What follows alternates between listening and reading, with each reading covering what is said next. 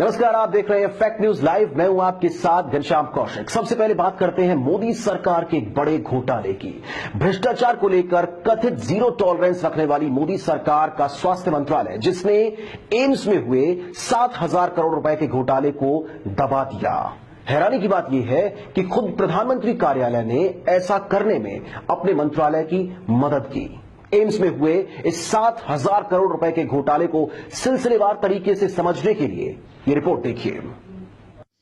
AIIMS में 7,000 करोड़ के घोटाले को अंजाम दिया जाता है और इसके आरोप लगते हैं एम्स के डिप्टी डायरेक्टर विनीत चौधरी पर। एम्स के chief vigilance officer Sanjeev Chaturvedi ने इस घोटाले का पर्दाफाश किया और जांच शुरू कर दी।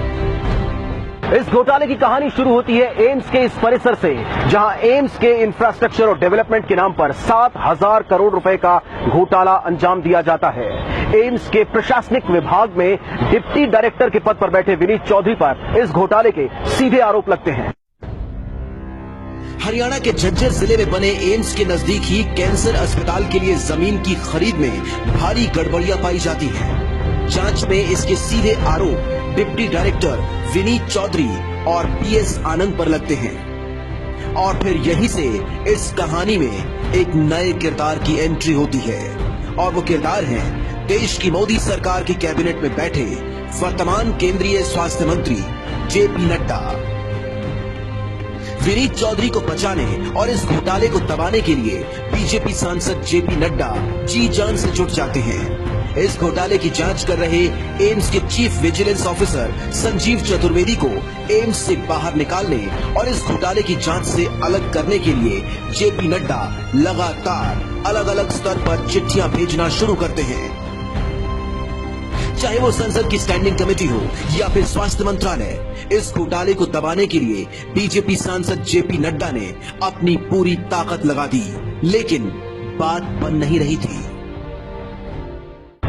एम्स घोटाले की इस पूरी कहानी का अगला पड़ाव था स्वास्थ्य मंत्रालय। जब जेपी नड्डा की गुजारिश को उस वक्त के स्वास्थ्य मंत्री डॉक्टर हर्षवर्धन ने मानने से इनकार कर दिया, तो पूरा मामला पहुंचा मोदी दरबार में। और फिर प्रधानमंत्री नरेंद्र मोदी ने डॉक्टर हर्षवर्धन को मंत्री पद से हटाकर इस स्वास्थ्य मंत्रालय की कमान जेपी नड्डा को ही सौंप दी। और फिर शुरू हुआ एम्स घोटाले को रफा दफा करने का खेल। इस घोटाले की जांच से विजिलेंस ऑफिसर संजीव चतुर्वेदी को अलग कर दिया गया था और इस घोटाले की फाइल को स्वास्थ्य मंत्रालय से निकालकर कार्मिक मंत्रालय को भेज दिया गया। अब सवाल यह था कि कार्मिक मंत्रालय इस मामले को लेकर करेगा क्या।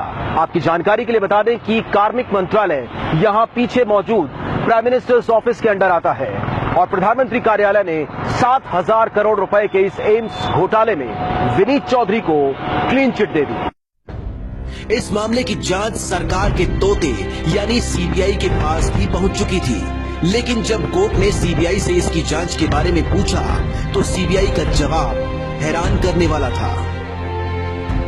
सीबीआई ने कोर्ट में कहा कि कार्मिक मंत्रालय और स्वास्थ्य मंत्रालय उसे जांच में सहयोग नहीं कर रहा है और उसे जांच के लिए जरूरी कागजात मुहैया नहीं कराए जा रहे हैं। याद रहे कि ये वही सीबीआई है जो बीजेपी की विरोधी पार्टियों के मुख्यमंत्री के दफ्तर तक पर छापे मार देती है, लेकिन जब बात बीजेपी के नेताओं के मंत्रालय की आती है तो यही सीबीआई पिंजरे का तोता बन जाती है। दिल्ली से कैमरामैन कृष्णा के साथ मैं Ghanshyam Kaushik, fact news live. तो देखा आपने किस तरह से मोदी सरकार के मंत्री और खुद प्रधानमंत्री नरेंद्र मोदी ने एम्स में हुए 7,000 करोड़ रुपए के घोटाले को दबा दिया और इस घोटाले के आरोपी विनीत चौधरी को बेदाग बाहर निकाल दिया। किसी ने ठीक ही कहा है, चोर चोर मौसेरे भाई।